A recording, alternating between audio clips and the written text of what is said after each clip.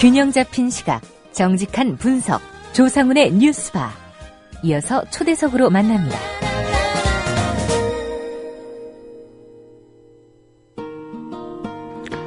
네, 여야 정치권이 세월호 참사, 국정조사, 그리고 특검 등의 문제를 두고 지루한 줄다리기를 이미 시작했습니다.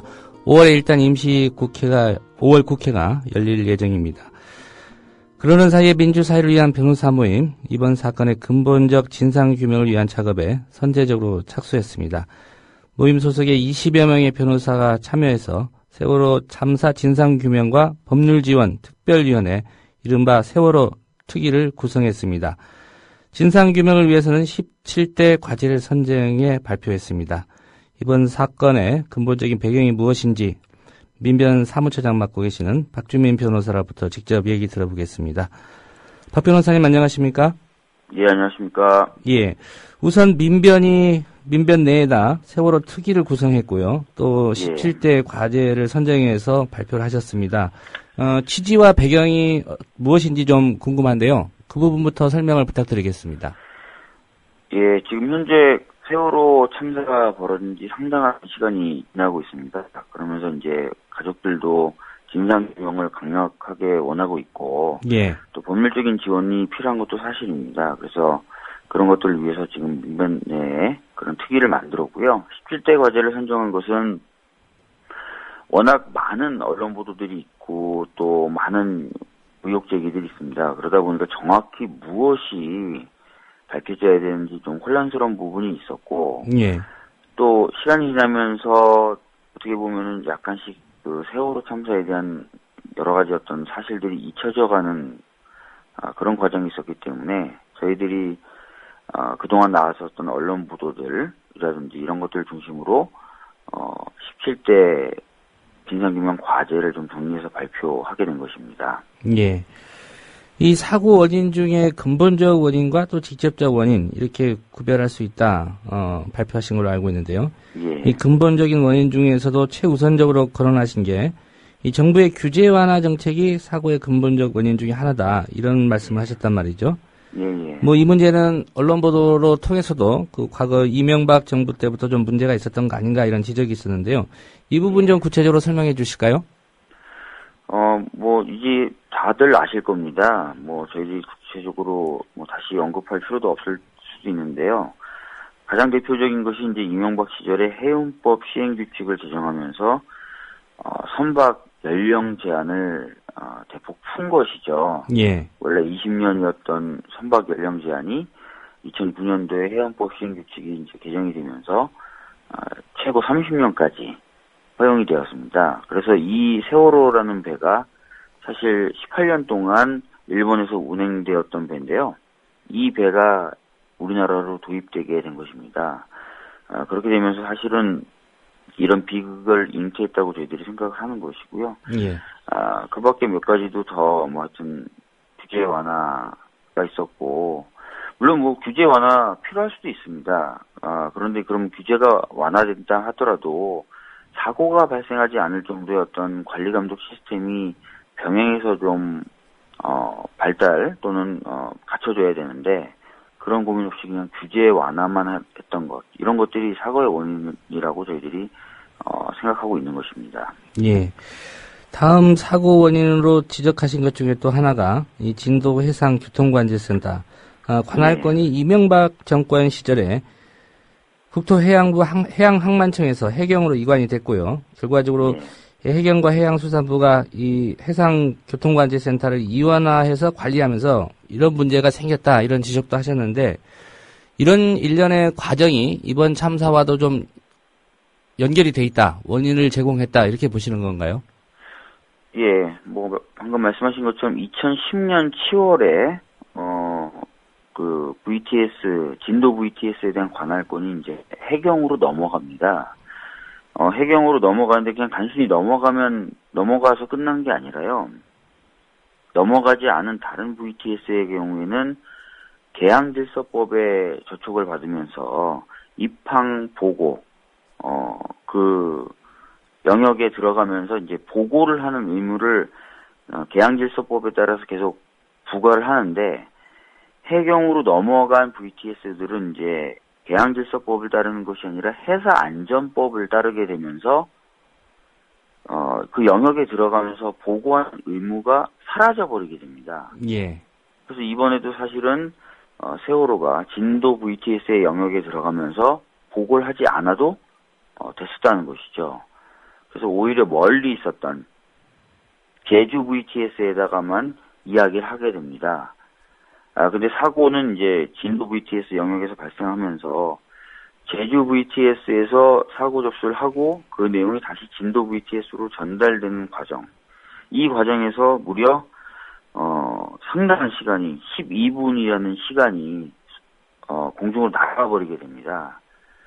그러면서 이제 이 사고에서 좀 더 많은 인명을 구할 수 있었는데 못 구했다라고 보는 것이 저희들의 생각이죠. 그러니까 해경으로 넘길 수도 있는데 해경으로 넘긴다 하더라도 똑같이 영역에 진입하면 보고를 하도록 의무주의는 그런 법이 따라서 가야 되는데 예. 그게 못 따라간 거죠. 그러면서 이제 12분이라는 시간이 공중으로 날아갔다. 이렇게 저희들은 생각하고 있습니다. 예. 예. 초기에 12분이라면 정말 많은 탑승객을 구조할 수 있는 그런 충분한 시간이었을 것으로 판단이 됩니다.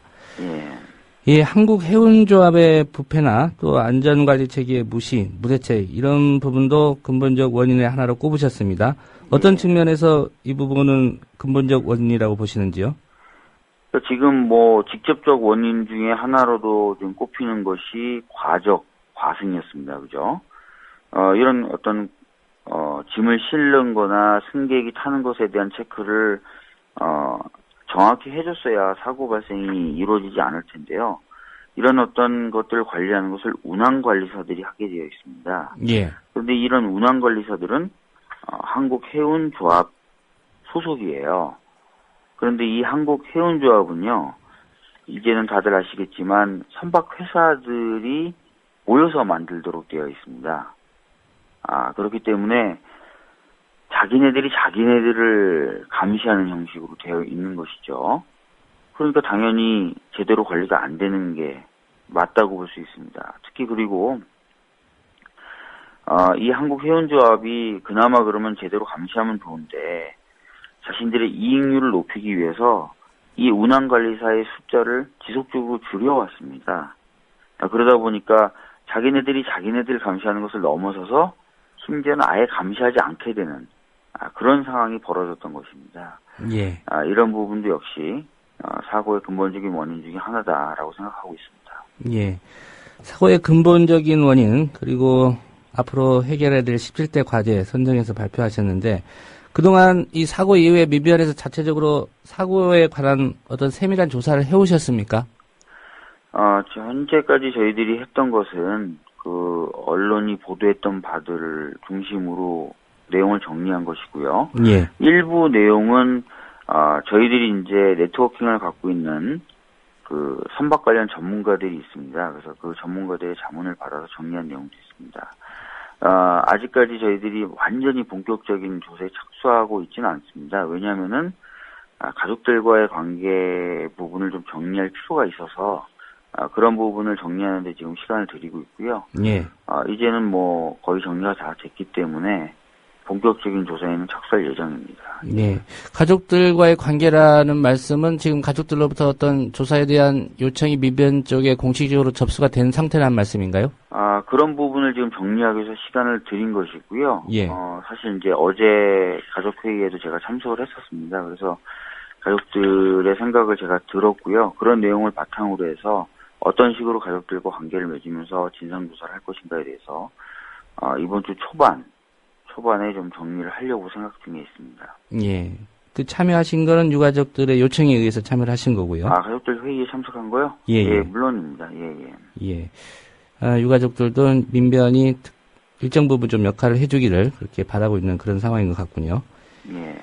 예, 몇 가지 또 직접 원인을 살펴보도록 하겠습니다. 무엇보다도 해경의 어이없는 초기 대응이 여론의 질타를 받았고요. 특별히 또 민간 업체이죠. 언딘가의 유착 의혹 이런 부분도 좀 많이 문제가 됐었던 것 같습니다. 더 나아가서 또 정부의 언론 통제 이것도 사건 축소하고 은폐하려는 거 아니냐 이런 비판도 따랐었는데 이 부분에 대해서는 어떤 원인 분석을 하고 계신가요? 지금 사실은 저희는 이렇게 생각하고 있습니다. 이런 대형 참사가 계속해서 반복되는 이유 중에 하나가 정부가 스스로의 잘못을 드러내고 그 잘못을 드러내는 과정에서 여러 가지 의견을 반영하는 그런 작업을 안 해서 그렇다. 근데 잘못을 이제 드러내지 않으려고 하는 부분 중에 하나가 언론에 대한 통제와 사건 은폐가 되겠죠. 예. 실제로 지금 보면은 그 언론 보도에 따르면은 여러 가지 어떤 지침들이 있었다라는 내용들이 보도가 되고 있습니다. 그러니까 위기 관리에 대해서 대응하는 지침에서도 어떤 언론에 의한 충격을 상쇄할 만한 아이템을 찾아라라는 내용이 나왔었고요. 예. 방송통신위원회에서 나왔던 문건에도 보면은 방송사를 조정 통제하라라는 내용이 나왔었다는 것이죠. 그리고 또 이제 기자분들이 문제를 제기했던 부분들도 있었습니다. 그래서 그런 부분들을 저희들이 좀 상세히 좀 밝혀보려고 하고 있고요. 예. 그 다음에 이제 아시다시피 진도체육관이라든지 팽목항 같은 경우에 일일 평균 22명의 사복경찰이 배치돼 있었다라는 것이 보도된 바가 있습니다. 이것은 이제 피해 가족들을 도우려는 의도라기보다는 피해 가족들에 대해서 감시하고 피해 가족들이 어떤 그렇죠. 동향 파악하고 이런 것들이 주된 어떤 목적이었다고 보고요. 특히 이번에 청와대 앞에 저희 가족들이 갔을 때 유가족분들이 계속해서 반복적으로 얘기했던 내용이 있습니다. 무슨 내용이냐면 예. 사고가 발생해서 첫날부터 셋째 날까지 자신들은 전문가라고 생각하고 테이블에 마주 앉았었던 그 상대방, 정부 측 상대방이 사실은 전문가가 아니라 정보관이었다. 그러면서 도대체 이게 뭐한 짓이냐라고 문제제기를 했었단 말이죠. 예. 그만큼 사고 초기부터 정부는 구조보다는 가족들에 대한 동향 파악 및 감시 이것들이 오히려 더 핵심적인 문제였다는 것이죠. 그런 것들, 이런 것들을 저희들이 전반적으로 좀 문제 제기하려고 합니다. 예. 예. 이제 전반적으로 문제 제기를 하신다고 말씀하셨는데 예. 특별히 이런 경찰을 배치해서 유가족들 그리고 실종자 가족들의 동향 파악하고 한 거 실정법으로 좀 문제 삼을 수 없습니까?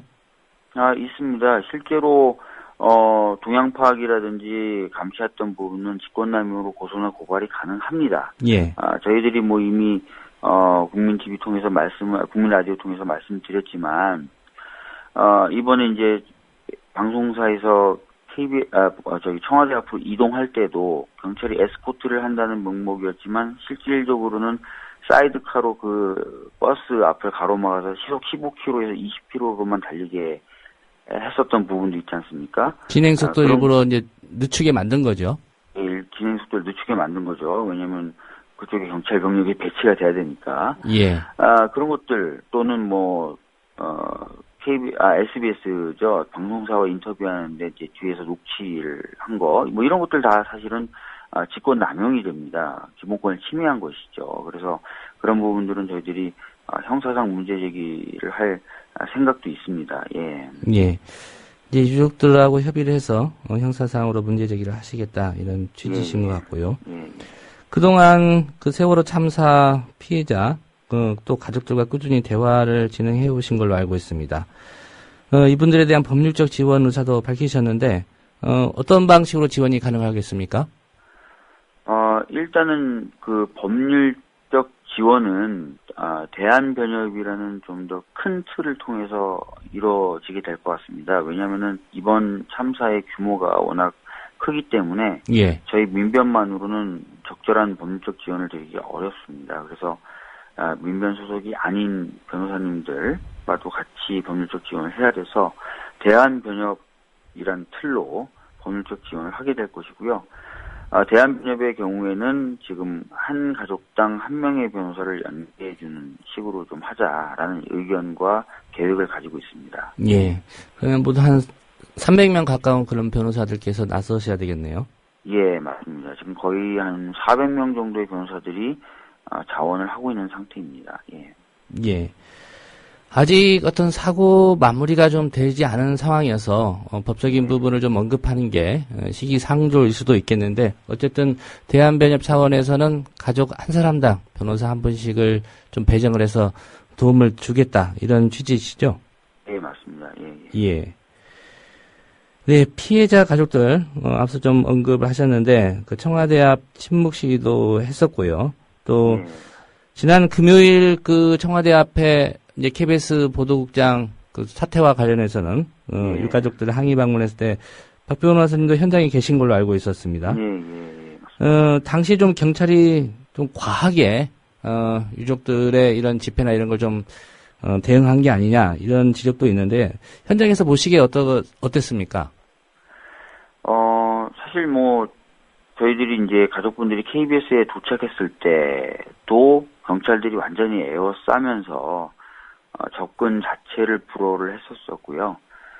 청와대 쪽으로 이동했을 때 역시도 마찬가지 반응을 보였습니다. 그래서 가족분들은 굉장히 분노하셨죠. 그 이유는 뭐냐면 특별히 어떤 범죄 행위를 예정한 것도 아니고 단순히 본인들의 의사를 좀 전달하고 싶다는 것일 뿐인데 예. 관계자들이 나와서 맞는 것이 아니라 경찰들을 통해 가지고 완전히 접근을 차단했던 것 이거 자체가 이제 어떻게 보면은 가족분들의 의사라든지 또는 이 사건의 중요성 무시하는 것 아니냐라고 많이들 생각을 하셨죠. 그리고 특히 이제 청운동 앞에서 가족분들이 어떻게 보면 연좌를 해서 농성을 하고 계실 때 노란색 리본을 단 사람이라든지 또는 검은색 쪽 계통의 복장을 입은 사람이라든지 거기 그 대오에 합류를 할 것처럼 보여지는 사람들의 경우에는 경복궁역에서부터 통행을 차단을 했었습니다. 이것 자체가 이제 가족들이 보기에는 가족들을 고립시키려고 했던 것 이렇게 보고 있는 것이고요. 예. 뭐 그렇지 않다 하더라도 그 통행했던 분 당사자들이 봐도 사실은 이제 이동의 자유를 심각하게 침해한 것이죠. 그래서 전반적으로 좀 과잉하고 불법적인 경찰력 집행 아니었나 이렇게 생각하고 있습니다. 예. 청취자 중에 한 분이 이런 질문을 해오셨습니다. 요새 그 세월호 참사 관련 어떤 집회나 시위 현장을 보면은 경찰이 복면을 하고 있거나 얼굴을 가리고 이렇게 대응을 하고 있는 모습들이 자주 보이는데 이게 법적으로 어떤 문제가 있는 건 아닌지 질문을 하셨는데 어떻습니까?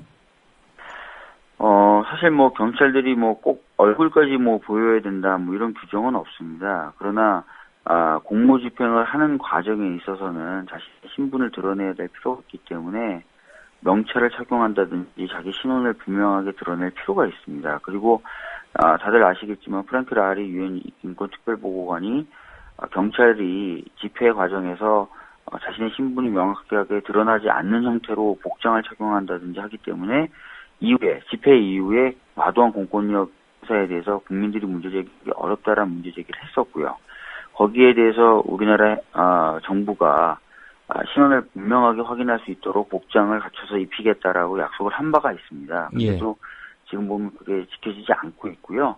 거기다 덧붙여서 이제 말씀하신 대로 마스크까지 쓴다면 완전히 이제 신분을 안 드러내는 것인데요. 그렇게 되면 이제 집회 이후에 이 경찰들이 했던 과도한 공권력 집행이나 이런 것들이 있다면 국민들이 문제 제기를 할 수 없죠. 누가 누군지 모르니까요. 그죠? 그래서 이런 것들은 이제 라리 특별보고관의 지적처럼 시정이 돼야 될 문제라고 생각합니다. 예. 시민들이 그런 상황, 아까 그 통행을 방해하거나 제지당하는 상황에서 해당 경찰관에게 소속과 이름을 물어볼 수 있는 거죠? 그럼요. 예.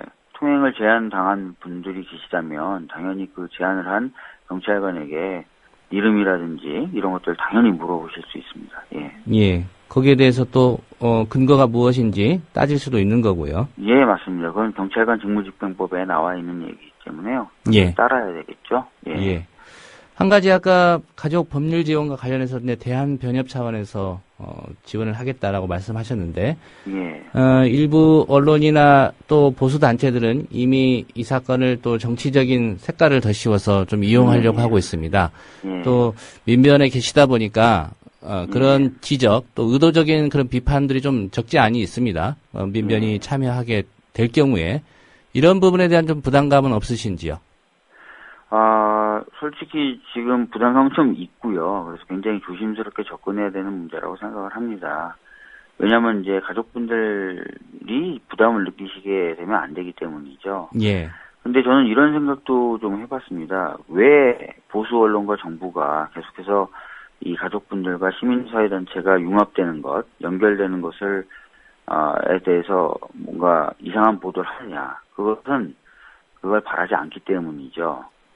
그렇게 됐을 경우에 더 파급력이 크고 더 이 사건이 장기화될 거라고 생각하기 때문입니다. 그래서 그런 어떤 보도라든지 어떤 정부의 어떤 행동, 거기에 저희들이 무조건 순응할 필요 없이 조금 더 노력을 해서 가족분들이 시민사회단체들과의 연계도 갖게 만드는 것. 그래서 이 싸움을 좀 더 지속적으로, 좀 더 강력하게 가져가서 다시는 이런 일이 없도록 만들 필요도 있다. 이런 생각도 가지고 있습니다. 예.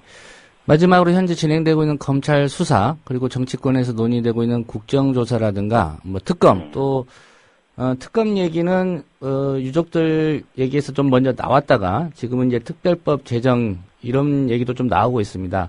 어떤 방향으로 가는 게 이 사고 진상 규명을 하는데 좀 더 실체적 진실에 다가갈 수 있다고 보십니까? 사실 지금 가족분들은 국회를 믿지는 않습니다. 국회는 굉장히 정쟁이 벌어지는 곳이라고 생각을 하고 계세요. 그래서 국회에서 아마 청문회라든지 국정조사 같은 것을 한다면은 또 각 당이 자신의 정치적 이해를 가지고 이 사건을 접근할 것이다. 이렇게 생각을 하고 계십니다. 그리고 특검의 경우에는 보통 통상적 특검의 경우 이제 대통령이 대통령이 당연히 임명해야 되는 거고요. 특검의 경우에는 예. 대통령이 임명하는 데다가 기간도 짧기 때문에 제대로 된 진상조사를 밝히기 어렵다고 보십니다.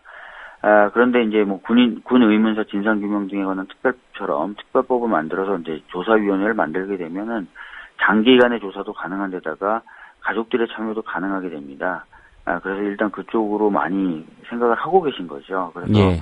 확정된 건 아니지만 아마 어떤 공적인 진상규명 기구를 구성하게 된다면은 특별법을 통한 특위 쪽으로 가지 않을까 이렇게 생각하고 있습니다. 예. 그러면 박 변호사님이 보시기에도 그런 방향이 진상규명에는 효과적일 것이다 이렇게 보십니까?